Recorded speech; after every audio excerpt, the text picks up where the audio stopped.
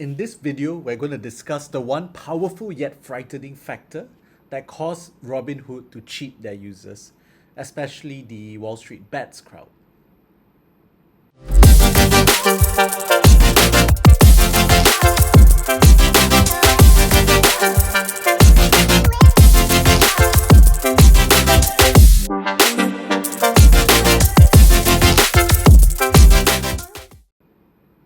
Hi, my name is Kenneth Yu, and welcome to Write Your Own Damn Check, where we help you take back your financial destiny through superior business, marketing, and investing strategies. Now let's talk about Robinhood. I'm doing a series of videos, and this sparked actually the creation of the channel because I'm really passionate about the psychology that goes behind the markets and behind business in general, and how you can use that knowledge to make a mint for yourself. And so Robinhood screwed their users yesterday. It was just a fiasco, really. One, they halt trade, which it's totally, I don't know how legal that is. I mean, you talk about liquidity. They say they have not enough liquidity, therefore they needed to streamline their liquidity, etc., etc. Which I think there's some grain of truth to that, since they took another loan today of another $1 billion or investment today. But I believe the main reason for why this whole thing has happened is beyond the financial reasons and beyond whatever conspiracy or non-conspiracy theories with the connections to the government and to the hedge funds and all those things. Is this one very unique human trait? It's actually a psychological trait that is at work, and that has caused so much panic in both Wall Streets and the brokers themselves. And it's something I call the power of the crowd, and namely Wallstreetbets. And it's this power of the crowd that is it's so impactful because I'm a believer. I'm a Christian, and one of the things that actually niggled at me, there was a very interesting phenomenon, was this part in the Gospels where Jesus was treated very differently in two different scenarios. In one scenario, he rode the back of a donkey, he came, and then people were screaming, Jesus, King of the Jews. And then just a few chapters later, the same crowd said, no, crucify him, and they hung him on the cross and they released a murderer instead. All in the course of three chapters. And I realized it's because of the frenzy. It's because of the frenzy of the crowd that when one or two rational people get together, they will not make such a powerful or drastic action until there's a big mass of them. And I thought that was a very interesting thing. And we're actually seeing that power of the crowd thing in the Wall Street bets community. And I've been examining them, and actually I really admire them. It's quite an interesting thing. So even though I try to play devil's advocate, and even though I have, in a sense, my feet are in both worlds, I am an elder millennial. I'm very comfortable in corporate. I am very comfortable with how all this whole industry works, and yet I am comfortable with the grassroots as well. It's just where I'm situated at this point. And I find that there's 5 different components of Wallstreetbets that you need to take note of, and that you can even learn and implement in your business and your investing strategy with slightly different application. So they belong to 5 different C's, like words that start with the letter C. And number 1 is community. And obviously Wallstreetbets is a subreddit group. Reddit is essentially a forum, and they have just subreddits or sub-communities for nearly every niche you can think of. And one of which is Wallstreetbets, which is really a group where sort of really quite like a joke, like they just take really bad investments, etc. But what's really interesting is how it's morphed, and now it's becoming more of an army and a rallying cry. And because Reddit has such good community features, it facilitates the movement. So I would say it actually goes from a community to an actual movement right now. And that's what makes it so powerful. And the second is culture. So they're very clear what they stand for, which is quite interesting. They all pretend to be stupid, even though they're actually brilliantly smart. Like, I study investments and I study the hedge fund guys, and these guys are as good as a lot of the Wall Street guys. Let me tell you that. But they just pretend to be retards, as they call it, or autistes, as they say. But they're also very clear now about who they're against, and that is the hedge funds, particularly I think Kenneth Griffin and Melvin Capital. But now, they're just trying to take down everyone. Like Janet Yellen was inside as well, and she may actually become a scapegoat depending on how she operates the next few days. So what they are against, and we all know that once you have a common enemy, you can rally the crowd. So there are a lot of these really interesting rituals within that particular group. The next is clarity, and what I mean by that is when you talk about how traders used to trade. So when people used to trade the, let's say, the tulips of the past, or even the tech stocks of the past, there was a mania. But the mania was never really coordinated. So you find in newspapers, and people may hear from the taxi, like basically their relatives or their taxi drivers and their gardeners and everything, and they just flock together. But there's no organization. And when there's no organization, it just means that people, in a sense, don't know when to hold, don't know when to sell, and they just sell out of panic. But now there's almost this clarity, there's almost instructions given within a social media setting. And the clarity is exponential, because when I was on the forum about a few days ago, it was like 2 million people, and now it's like 6. So they tripled the growth of the forum, which again creates a lot more activity in the market. Connection. So that's the surprising one. So the fourth one is connection. And I saw a lot of this really heart-wrenching stories that almost brought me to tears in the group itself, on how Wall Street has screwed up their lives. And one that really, I think, moved me was about how one of the fathers, one of the Redditor's fathers, had a cement company, and during the last crisis, lost all his contracts, lost his house. His brother lost his house, and they were counting pennies on the family table just to make ends meet. And he ended up in alcoholism, and now is a shell of his former self.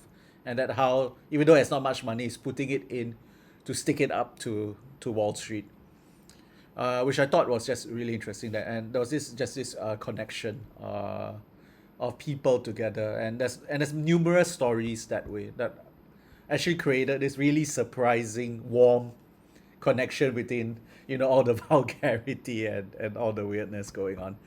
And there was this other post that was really fascinating, because it was about how the people in the States are screwed, or they perceive that screwed, because all the brokers basically just shut down all the trading, which was just really, I feel, really unfair and unconstitutional. And you basically united Ben Shapiro, Trump Jr., and AOC, which I think never happens anywhere else, right? So, and then there was this rallying cry of, come, my brethren across the waters, come join us and start buying GameStop, and let's fight against the hedge funds. And it was just so fascinating to see people from Europe, from Singapore, from Malaysia, from Africa, from all parts of the world coming and say, yeah, we're supporting our US brethren. It's almost like racism was ended that particular day, that divisions actually were dissolving. And when they were saying that, I was just thinking of that iconic Avengers scene, and you know the one I'm talking about, with Thanos and literally Captain America slumping on the ground, and there was these holes that were drawn by Doctor Strange, and suddenly the crowd came out, and there was almost this exhilaration in the wee hours of my morning, since I'm from Asia and all those things. So So there was this connection, and it was just really interesting that it's a breath of fresh air that I don't see anywhere else. Hardly, hardly.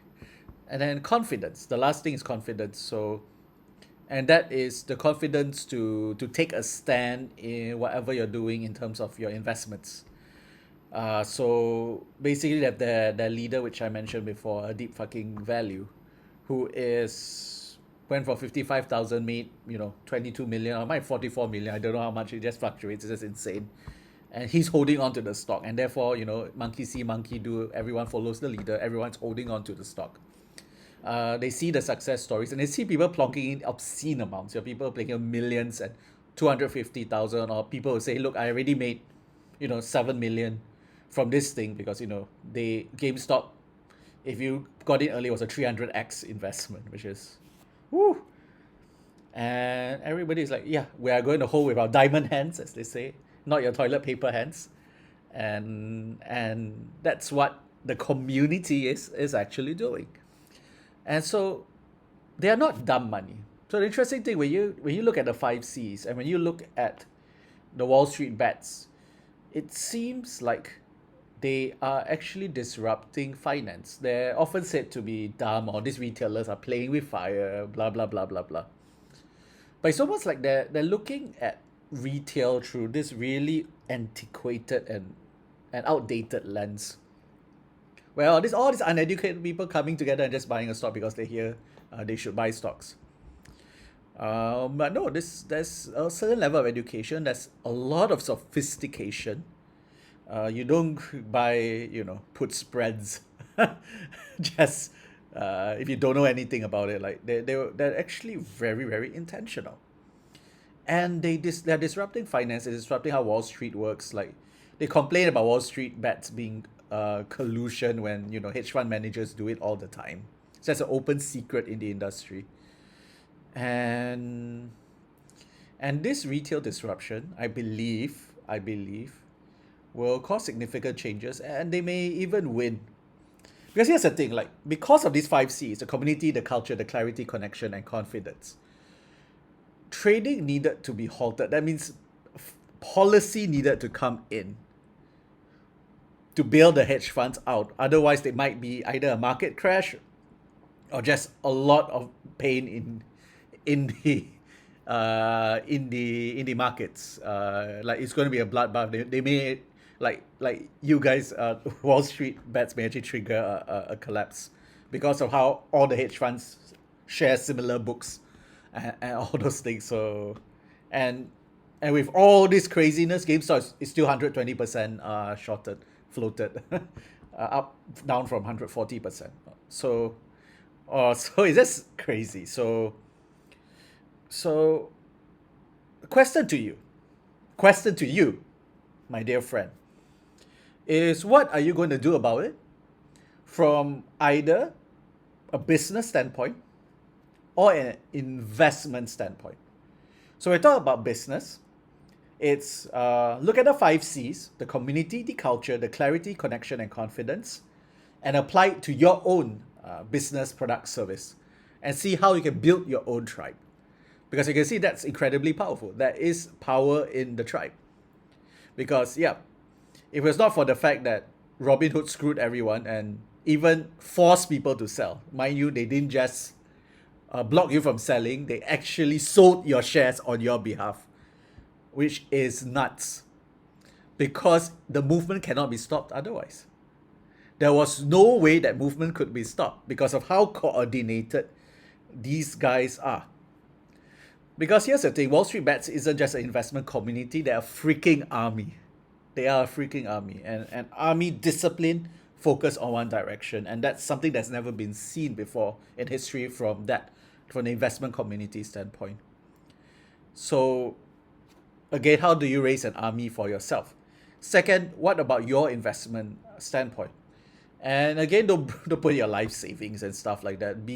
If you're an investor, be a proper investor. Have your 60-40 or your all-weather portfolio or dragon portfolio or whatever new styles of portfolios there are, and your risk tolerance. But if you have a bit of play money, these guys are viable. If you treat it as a game, it's entirely viable. It's the same as a game. You go and you rack up high scores, and you go on Fortnite and you buy clothes or something. The only difference is you get money in your wallet at the end of the day. You can treat it like a game, or you can treat it like a movement. Like I say, a lot of people who went in didn't go in because they wanted to make money. They went in because they want to stick it up Wall Street's ass. so, uh, so yeah. So just think about how when you look at the five C's, how does it apply to your investment strategy?